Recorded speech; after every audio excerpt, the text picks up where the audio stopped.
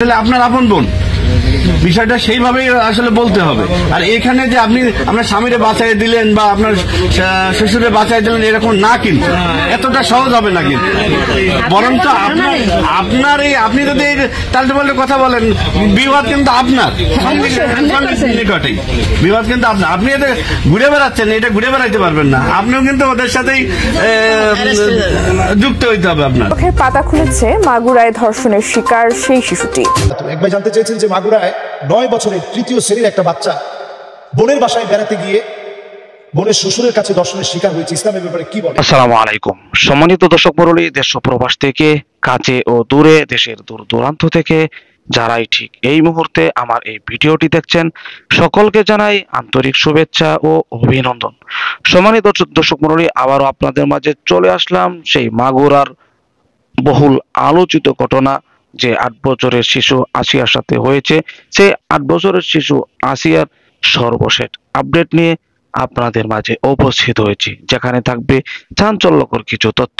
এমনকি যে ভিডিওটি ইতিমধ্যে নেট দুনিয়া ব্যাপকভাবে ভাইরাল হয়েছে। প্রিয় দর্শক, ভিডিওর শুরুতে কিছুটা শিরোনাম দেখেছেন, বিস্তারিত জানতে হলে ভিডিওটি না টেনে শেষ পর্যন্ত দেখতে হবে। তাই আপনাদের কাছে রিকোয়েস্ট করব, ভিডিওটি স্কিপ না করে সম্পূর্ণ ভিডিওটি ধৈর্য সহকারে দেখবেন। তার সাথে সাথে আরেকটি রিকোয়েস্ট করি, আপনি যদি আমাদের এই চ্যানেলটিতে নতুন হয়ে থাকেন, চ্যানেলটিকে সাবস্ক্রাইব করে পাশে থাকা বেল বাটনটি অন করে দিবেন। চলুন তাহলে প্রিয় দর্শক, কথা না বাড়িয়ে ভিডিওর মূল পর্বে চলে যাই।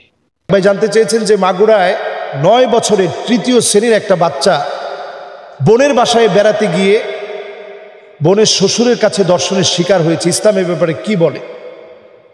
এটা আসলে সত্যি আমাদের দেশে নৈতিকতার অভাব, অবক্ষয়। শুধুমাত্র একটা বছরের ধর্ষণের হিসাব যদি আপনি দেখেন, হাজার হাজার নারী যারা হয়তো ভুক্তভোগী, অনেকে বলতে পারে, অনেকে বলে না, অনেকে মামলা করে নাই, তার উপরে অন্যায় হয়েছে, ভয়ে সে এটা মেনে নিয়েছে।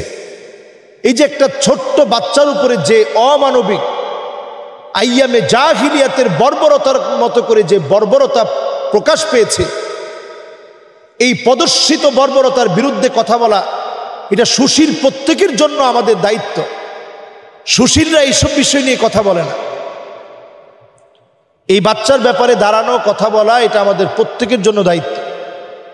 সেই দায়িত্ববোধ থেকে বলি, আমরা ছোট ছোট বাচ্চাদেরকে দেখেন, বোনের বাসায় তো একটা বাচ্চা যেতেই পারে, বোনের বাসায় তো একটা বাচ্চা মেয়ে যেতেই পারে। বোনের বাসায় যাবে না, যাবে কোথায়? তবে প্রত্যেকেরই উচিত বাচ্চাদের ব্যাপারেও সজাগ হওয়া, কোনোভাবে যেন আমার বাচ্চাটা কোথাও গিয়ে, এই যে বয়সটা, এই যে 9 বছর, এই বয়সের বাচ্চা মেয়েদেরকে একেবারে চোখে চোখে রাখা। আমরা এমনও ঘটনা শুনেছি, এগুলা মুখে আনতেও তো লজ্জা লাগে।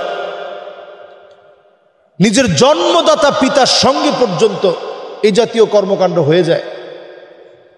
পৃথিবীর ভিতরে আর কি বাকি আছে বলেন?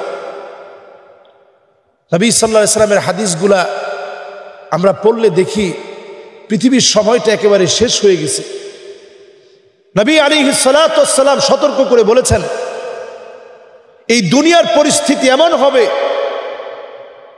ইল্লা আলা হুসালাতিন মিনান নাস, দুনিয়ার ভিতরে মানুষ থাকবে, তাকালে মনে হবে চোখ আছে, নাক আছে, মুখ আছে, মানুষের অবয়ব আছে, কিন্তু আসলে মানুষ নেই। পৃথিবীর ভিতরে এখন মানুষের বড় অভাব, মানুষ খুঁজে পাওয়া যায় না। মানুষ অনেক আছে, চেহারাওয়ালা মানুষ আছে, টাকাওয়ালা মানুষ আছে, দৌলতওয়ালা মানুষ আছে, আখলাকওয়ালা মানুষ নেই।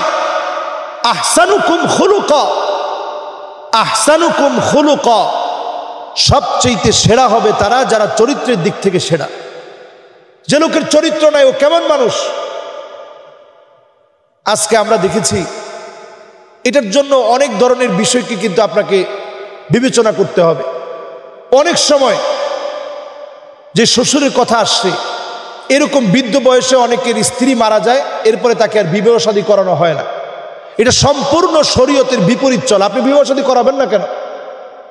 তার সম্পদ আছে, এর চাইতে বড় কথা হচ্ছে তার শারীরিক সক্ষমতা আছে, একটা পুরুষের চাহিদা আছে। এই যে আমরা সামাজিকভাবে কত রকমের অপসংস্কৃতি আমরা চালিয়ে দিয়েছি। যেমন কোনো একজন নারী যদি তার স্বামী মারা যায়, তখন তিনি বিয়ে বসতে চান না, যে আমার এই সন্তানদের কাছে আমি মুখ দেখাবো কেমনে। অথচ শরীয়ত তার জন্য বিবাহটাকে কোনো নিষেধাজ্ঞার মধ্যে শরীয়ত নেয়নি। আপনার স্ত্রী মারা গেছে, আপনি স্বামী এখন একা থাকবেন কেন? আপনি বিয়ে শাদী করেন। সমাজে এটা সবচেয়ে কলঙ্কিত গুনাহের কাজ বলে মনে করা হয়।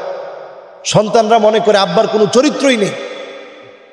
এই যে এখন যে অঘটনগুলো ঘটেছে, এই অঘটনগুলো কত মারাত্মক একটু চিন্তা করে। এই রকম কোন অন্যায় যখন হয়ে যাবে, আল্লাহর গজব ওই জনপদের জন্য অপেক্ষায় থাকে। শুধু নবীর উম্মত দেখে আল্লাহ তাআলা মাফ করতেছেন। হাদিসের ভিতরে আসছে, আল্লাহ পাক কিছু মানুষের দিকে কিয়ামতের দিন তাকাবেন না, কথা বলবেন না, দয়া দেখাবেন না।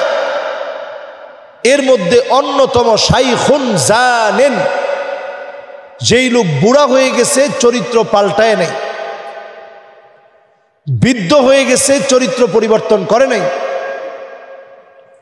বৃদ্ধ হয়ে গেছে, আখলাক ভালো বানায় নাই, এমন লোকের দিকে কিয়ামতের দিন আল্লাহ তাআলা তাকাবেন না, কথা বলবেন না, দয়া দেখাবেন না। মাআযাল্লাহ। আল্লাহর কাছে আমরা পানাহ চাই। যেই ঘটনা হয়েছে মাগুরাতে, আমরা দৃষ্টান্তমূলক শাস্তি চাই। শুধু মাগুরায় না, অনেক জায়গাতে আমাদের ছোট বাচ্চারা অনিরাপদ। এক্ষেত্রে আমি বলবো, ছোট বাচ্চাদেরকে ছোটবেলা থেকেই হিজাবে অভ্যস্ত করেন, ঢিলাঢালা পোশাক পরান, প্যান্ট শার্ট পরানোটাকে একেবারে আপনি বন্ধ করে দেন। ঢিলাঢালা পোশাক পরিয়ে সবসময় নজরে রাখেন। খেলাধুলা কার সাথে করছে, কোথায় যাচ্ছে, প্রত্যেকটা বিষয় এই সময় খেয়াল রাখা উচিত। এবং এই রকম কয়েকটা বিষয়ের যদি দৃষ্টান্তমূলক মৃত্যুদণ্ডের যদি রায় শোনানো হয়, এই কয়েকটা দর্শনের শাস্তি যদি মৃত্যুদণ্ড হয়, বাংলাদেশের দর্শন একেবারে জিরো টলারেন্সে চলে আসবে।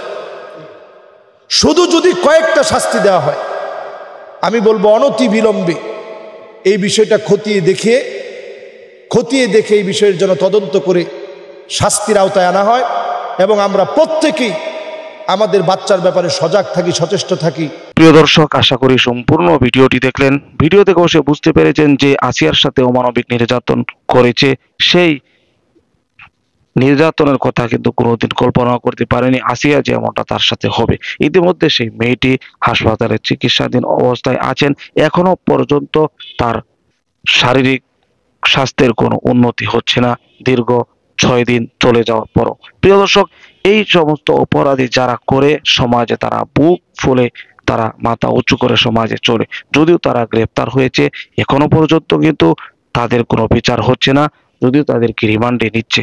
কিন্তু দেশের জনগণের যে ক্রোধ, সেই ক্রোধের দাবি থেকে জনগণ যা জানিয়েছে তা হলো যে তাদেরকে অতি দ্রুত তাদেরকে বিচার করতে হবে, আর না হয় তাদেরকে জনগণের হাতে ছেড়ে দিতে হবে। প্রিয় দর্শক, বিশ্বের বিভিন্ন রাষ্ট্রে দেখা যায়, বিশেষ করে সৌদি আরব, দুবাই সহকারে আরব আমিরাত, ওই সমস্ত অঞ্চলে, ওই সমস্ত রাষ্ট্রে দেখা যায় যারা এরকম অপরাধ করে তাদেরকে সরাসরি প্রকাশ্যে দেবালোকে এনে মানুষের সামনে তাদেরকে পাথর নিক্ষেপ করে মেরে ফেলা হয়।